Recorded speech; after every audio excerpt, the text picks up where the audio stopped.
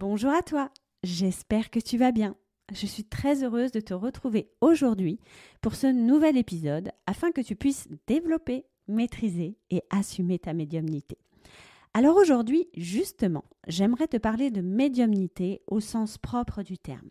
Il y a beaucoup de spéculations autour du mot médiumnité et dans cet épisode, j'aimerais vraiment te parler clairement des choses, clairement de la médiumnité, pour que tu puisses voir ce que c'est vraiment et comment elle peut se développer chez les différentes personnes. Parce que oui, la médiumnité peut se développer de manière très différente d'un médium à l'autre. Il n'y a pas une façon de faire, une façon d'être médium. Il y a vraiment un champ d'infinité possible dans le développement de ta médiumnité. Et l'idée aujourd'hui, c'est que peut-être tu aies cette prise de conscience par rapport à la forme de médiumnité qui est en toi. Le sens du mot médium n'est pas toujours clair dans l'esprit des gens. Médium, voyant, c'est la même chose. Tu tires les cartes, tu vois l'avenir et tu vois les morts. En fait, c'est ça que tu fais. Alors évidemment, cette signification est petite par rapport à l'infinité des possibilités que peut être une médium. C'est souvent finalement ce que j'entends autour de moi et le raccourci que font beaucoup de personnes autour du sujet de la médiumnité. Être médium est en réalité bien plus complexe que ça. Et peut-être que toi aujourd'hui, tu as du mal à percevoir ta médiumnité parce que justement, tu n'as pas le sens exact et justement, toutes les possibilités que peut être une médium. Je crois fondamentalement au pouvoir des mots et à leur capacité à déclencher en nous des prises de conscience. Alors peut-être qu'après cet épisode, tu comprendras qu'il y a une part de toi qui est médium et je pourrais dire que ma mission sera accomplie. Alors, médium. Déjà, le mot en lui-même porte tout son sens. Il est issu du mot latin medius qui signifie être au centre, au milieu. Mais au milieu de quoi ? La médium est au milieu de deux mondes. Elle est au centre de deux mondes. Le monde visible, donc la Terre sur laquelle tu vis en ce moment, et le monde invisible, là où sont les différentes énergies célestes et toute autre sorte d'énergie qu'on verra à la fin de cet épisode. La médium, elle est là pour faire le lien et transmettre au monde visible, donc au terrien, ce qui provient du monde invisible, donc des entités, des différentes énergies que l'on ne peut pas percevoir avec nos 5 sens premiers. La médium, en fait, est tout simplement une passeuse de messages et d'énergie. Alors évidemment, pour tenir ce rôle, il va être important et essentiel d'avoir certaines capacités et compétences. Si je fais le parallèle avec un joueur de football, s'il est aujourd'hui professionnel dans son sport, c'est qu'il a développé depuis très longtemps, depuis de nombreuses années, des compétences et des capacités précises pour tenir ce rôle. La médium, c'est la même chose. Elle a, comme ce joueur de football, développé des compétences et parfois a aussi, comme le joueur de football, des capacités innées qui lui permettent d'accéder à ces compétences de manière beaucoup plus facile. Mais ce n'est pas parce que tu n'as pas des capacités innées que tu n'es pas capable de devenir footballeur ou que tu n'es pas capable de devenir médium si on le fait le parallèle. Simplement, le travail va être un peu plus fastidieux. Il va falloir que tu t'investisses d'une manière un peu plus précise et plus fine dans le développement de tes compétences de footballeur ou de médium si je fais le parallèle entre les deux. Alors, quelles sont justement les capacités d'une médium ? Qu'est-ce qui montre aujourd'hui que tu as ces capacités en toi ? L'idée, c'est ici que je te parle de manière vraiment visible pour le coup, ce qu'est une médium pour que tu puisses te dire, mais en fait, ce qui se passe à l'intérieur de moi, c'est peut-être tout simplement de la médiumnité qui n'a pas été pris en conscience, qui n'a pas été révélée en moi et qui n'a pas pu se développer, déclarer. Alors, la médium, la première chose qu'elle a en elle et qui fait partie d'elle, c'est une hypersensibilité. La médium est hypersensible.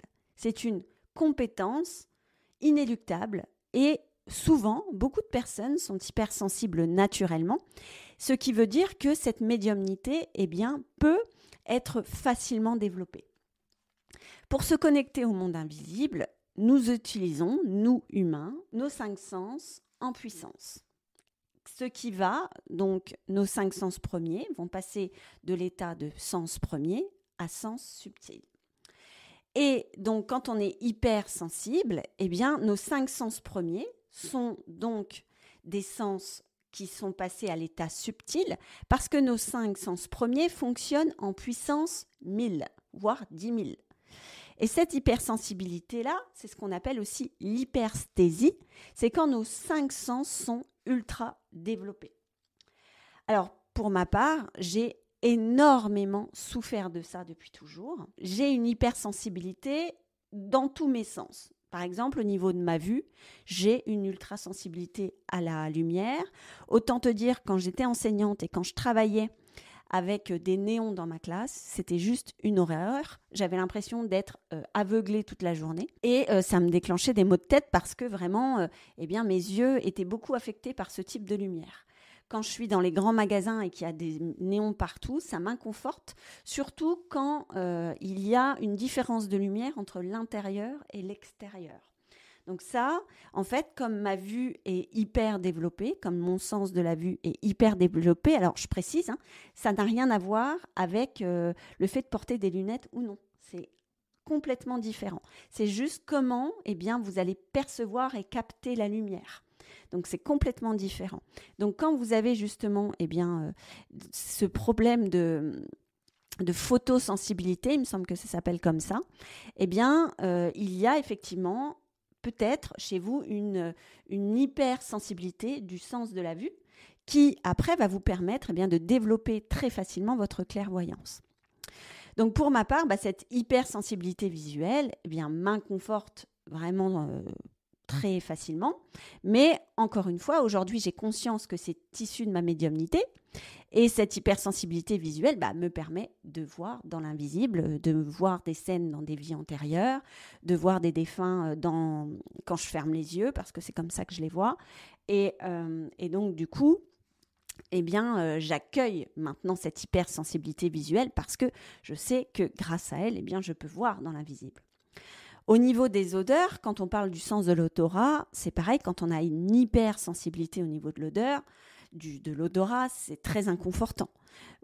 Personnellement, quand je suis à la caisse avec une personne qui a un parfum très fort ou qui a une odeur corporelle très très fort, ça me donne parfois la nausée, tellement en fait je capte très très fort les odeurs et c'est parfois très incommodant.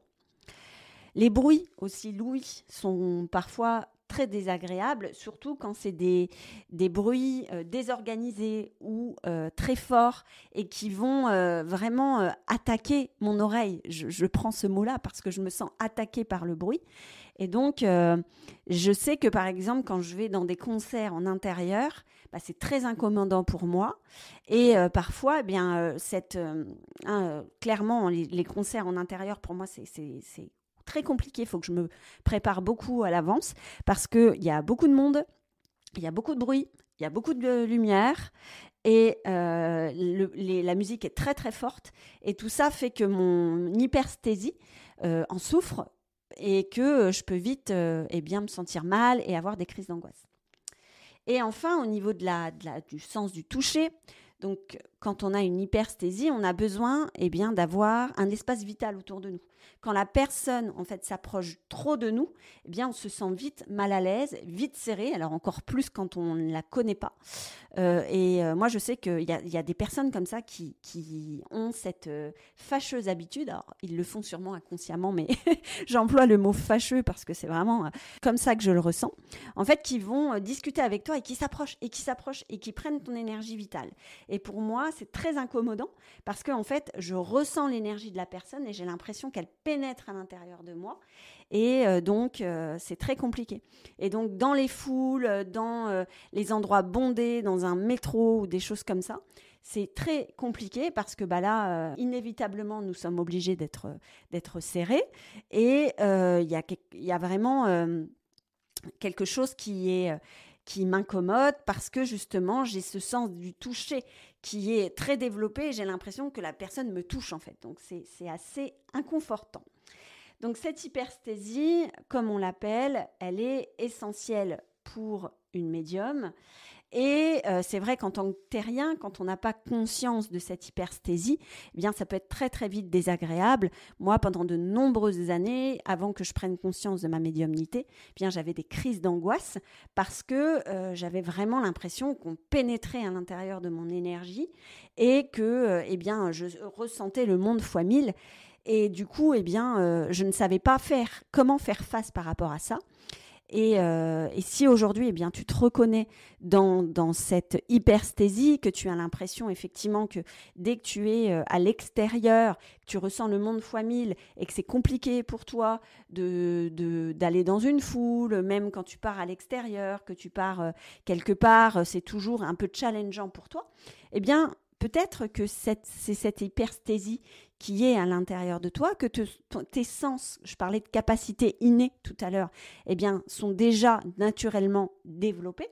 Mais la bonne nouvelle, c'est que c'est quelque chose qui se canalise et que lorsque tu prends conscience de ta médiumnité, eh bien d'abord tu l'acceptes parce que tu sais que grâce à cette hypersthésie, tu vas pouvoir aller communiquer avec les énergies invisibles, te rendre service et rendre service aux gens qui viennent te voir pour ça.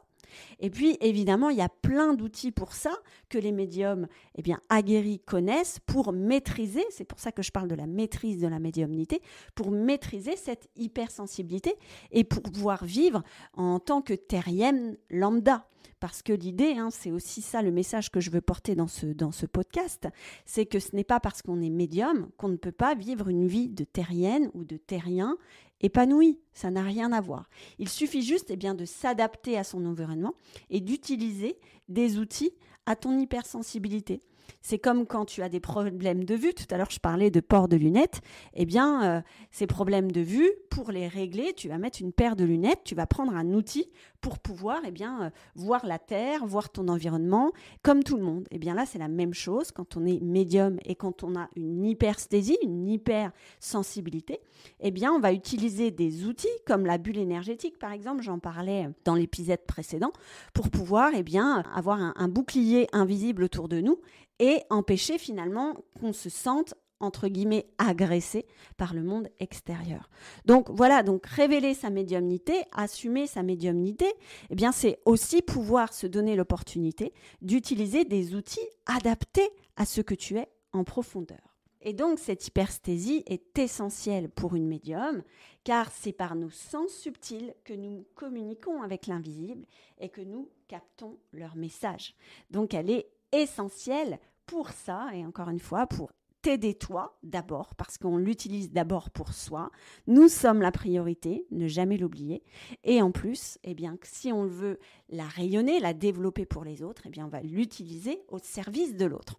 Donc ça, c'est plutôt extraordinaire. Moi, ce que je vis au quotidien pour les autres en tant que médium, c'est juste magique. Quand j'utilise effectivement mes sens subtils pour connecter par exemple des personnes aux défunts, pour connecter des personnes à leur blocage interne, alors que ça fait des années qu'ils ne savent pas ce qui se passe dans leur énergie et que là, en 30 minutes, il y a une prise de conscience, c'est juste magique. Alors, peut-être que tu te reconnais dans cette hypersensibilité. Ce qui est important vraiment que tu intègres, c'est que si elle est un calvaire pour toi, elle peut vraiment devenir quelque chose de beaucoup plus bénéfique et beaucoup plus apaisant dans l'avenir si tu utilises encore une fois les outils adaptés.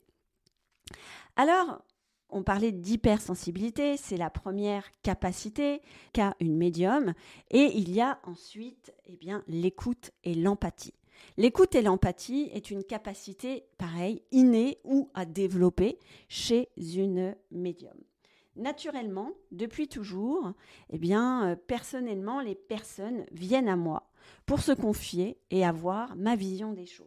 Je n'ai jamais su comment je faisais ça, en fait. J'ai jamais mis les mots sur comment je pouvais développer cette empathie, parce que là, moi, pour le coup, c'était quelque chose qui était assez inné chez moi. Et je faisais ça vraiment très naturellement, et je le fais encore très naturellement. Les personnes venaient à moi pour se confier, et au bout de la conversation, souvent, elles me disaient « Ah, c'était génial d'avoir pu parler avec toi, tu m'as débloqué quelque chose, ou je me sens mieux, ou ça m'a soulagée, ou j'ai eu une prise de conscience. » Et très régulièrement, depuis toute jeune, eh bien, les choses se passaient comme ça. La personne, je ne la connaissais pas forcément dans l'intimité. Ça, c'est important aussi. C'est que les personnes viennent à vous alors que vous n'êtes pas forcément les meilleurs amis du monde. Elles se confient. Au bout de 5 minutes d'une conversation, là, vous sentez qu'il y a un truc qui se passe. Vous êtes à l'écoute.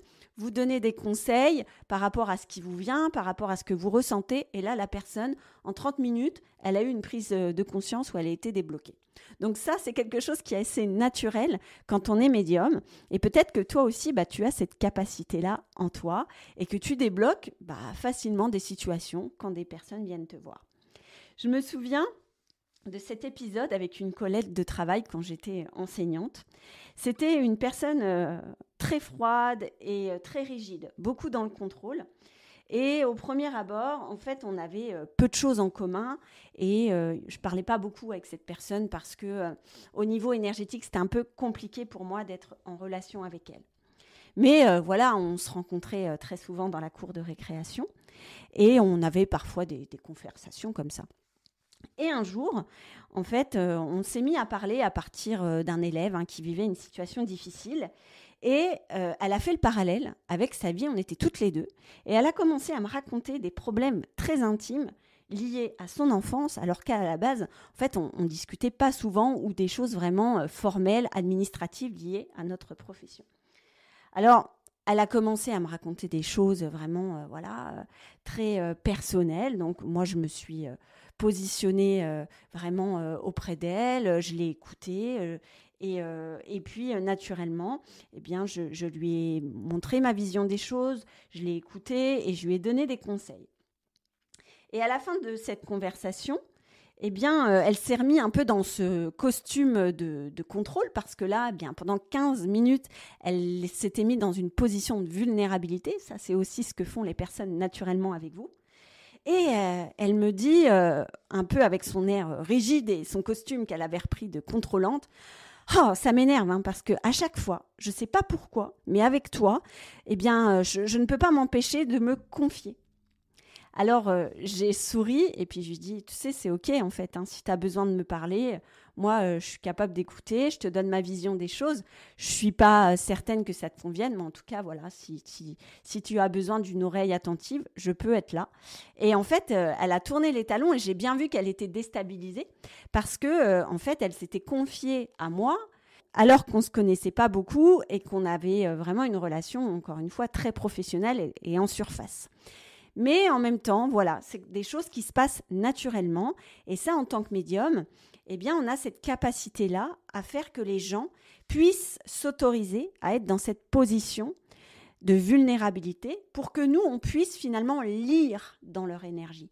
Parce que, évidemment, quand tu mets une carapace de 10 couches, en tant que médium, ça va être compliqué d'aller lire dans l'énergie des gens, ça j'y viendrai après, et donc de comprendre ce qui se passe à l'intérieur de cette personne. Et là, les personnes, c'est comme si elles sentaient naturellement qu'elles devaient enlever leur carapace et dire « Ok, là, j'ai besoin d'aide, lis en moi pour me donner, pour m'aider, pour m'accompagner, pour que j'ai cette prise de conscience. » Alors, est-ce que c'est l'inconscient qui fait ça? Est-ce que c'est les guides de la personne qui l'autorisent à être comme ça avec moi et donc avoir cette rencontre? Je ne sais pas. Mais en tout cas, ce qui est sûr, c'est que la personne se sent mieux et c'est le principal. Quand on accompagne des gens, le but, c'est que la personne puisse retrouver l'harmonie et la paix intérieure. Alors évidemment, comme tu peux le comprendre, moi, avec cette personne-là, je n'avais rien fait pour mettre en place cette vulnérabilité. Elle est venue à moi comme ça. Et juste par ma simple présence, ça a déclenché en elle quelque chose qui lui permettait d'avoir des prises de conscience ou des déclencheurs pour évoluer. Parce que je le rappelle, l'idée, c'est aussi de faire évoluer la personne pour qu'elle puisse ascensionner vers la meilleure version d'elle-même. Alors, comme tu peux le voir, la médium a vraiment cette capacité, par sa simple présence ou par ses mots, d'apaiser une personne, de la libérer ou encore d'amener des prises de conscience. Alors, si toi aussi tu fais ça naturellement, il est peut-être l'heure de révéler la médium qui est en toi. Parce qu'effectivement, c'est une capacité qu'ont tous les médiums. Et naturellement, quand tu fais ça, et qu'il y a des déclenchements qui se font chez la personne, c'est que tu as lu dans son énergie, que tu t'es connecté à cette part invisible d'elle-même et que tu as pu détecter inconsciemment ses problématiques ou ses besoins. Et donc, j'en viens à la dernière partie de cet épisode sur la troisième capacité qu'a une médium, c'est effectivement de capter les énergies invisibles. Et quand on parle d'énergie invisible, il y a beaucoup de sens différents dans les énergies invisibles. D'abord, il y a la lecture ou la capacité à se connecter aux énergies célestes. Donc, je suis capable de me connecter aux énergies des défunts, aux énergies des guides, des anges, etc. Et donc de communiquer avec eux pour transmettre un message sur Terre. Donc la médium, quand elle parle aux énergies invisibles, ça peut être ces types d'énergies. Il y a aussi un autre type d'énergie invisible, ce sont les énergies invisibles des personnes, ce dont je viens de te parler il y a quelques minutes.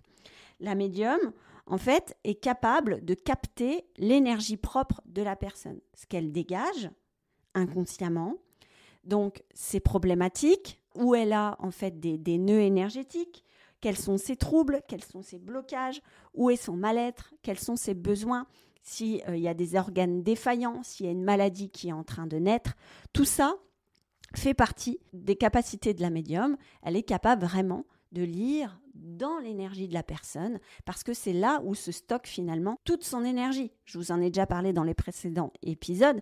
Vous n'êtes pas qu'un corps physique, vous êtes bien plus grand que ça. Donc ces corps énergétiques sont dotés de beaucoup d'informations et la médium est donc capable d'aller détecter les informations dans le corps énergétique et dans le corps physique également. Ensuite, la médium est capable aussi d'aller connecter aux mémoires, d'aller voyager dans l'âme de la personne, et l'âme, en fait, a différentes mémoires. Donc l'âme, c'est quoi ? C'est tous vos corps énergétiques. Donc à l'intérieur de vos corps énergétiques, il y a des mémoires qui ont été transmises dans votre corps physique par l'intermédiaire des cellules. Et ces cellules, en fait, vous transmettent des informations au quotidien et peuvent influencer vos comportements. Et l'influence de ces mémoires, peut se manifester depuis des vies et des vies. Par exemple, quand on est dans du transgénérationnel, évidemment, vous le savez tous, on a des transmissions génétiques. Dans les génétiques, il y a quoi ? Il y a l'ADN, et l'ADN, en fait, est dans vos cellules. Et dans vos cellules, il y a des mémoires transgénérationnelles qui vont impacter vos comportements d'aujourd'hui. Parfois, peut-être que vous pouvez ressentir que vous vous comportez comme votre mère, alors que ce n'est pas quelque chose que vous voulez, mais c'est quelque chose d'inconscient, où là, vous vous êtes observé en train de vous comporter comme votre mère. Et votre mère se comportait déjà comme votre grand-mère. Et votre grand-mère se comportait déjà comme votre arrière-grand-mère.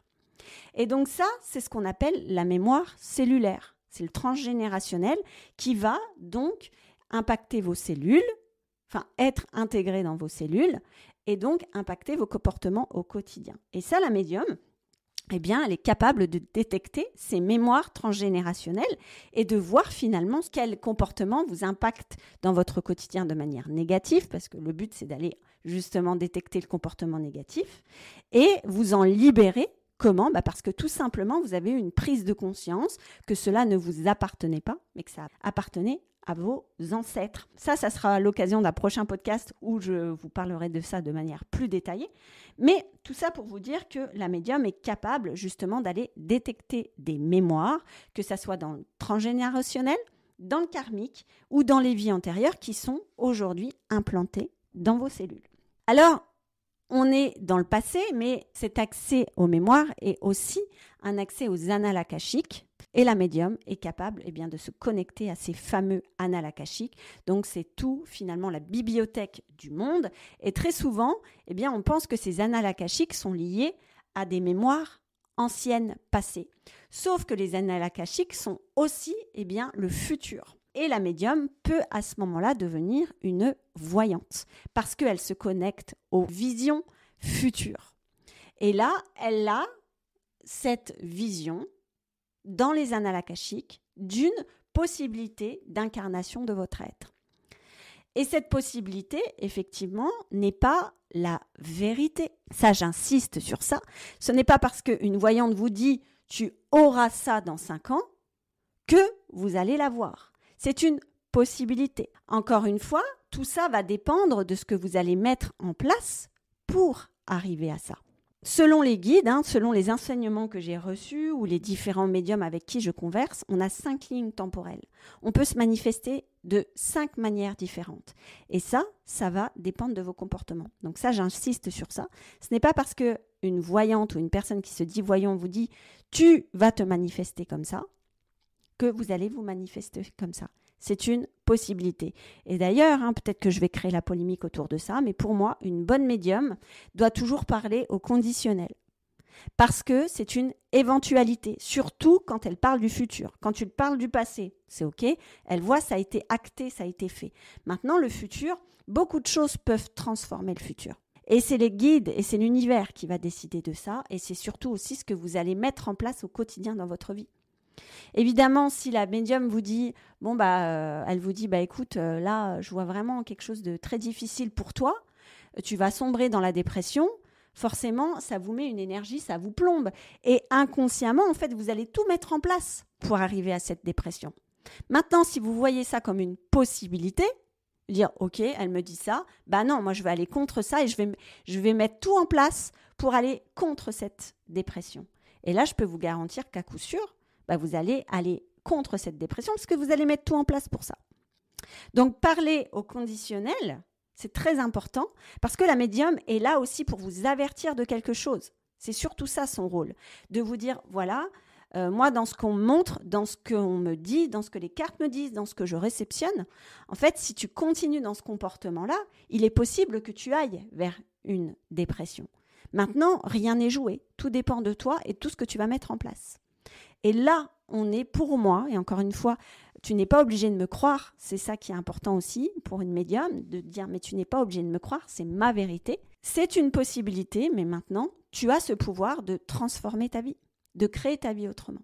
Tu vois, comme tu peux le constater, bien une médium a différentes possibilités et ces énergies invisibles sont tellement vastes que d'ailleurs certains médiums se spécialisent dans quelque chose, dans une forme d'énergie d'invisible. Certains vont se spécialiser dans la lecture des énergies des personnes, d'autres dans la lecture de vie antérieure, d'autres dans le passage d'âme, d'autres dans la connexion aux défunts, parce que finalement, ils ont une certaine sensibilité, ils sont capables de développer un peu plus leur sensibilité vers la connexion aux défunts, par exemple, et donc décident de se spécialiser pour ça. Donc, être médium, c'est très vaste et on peut, encore une fois, selon nos envies et selon notre sensibilité, se spécialiser dans quelque chose.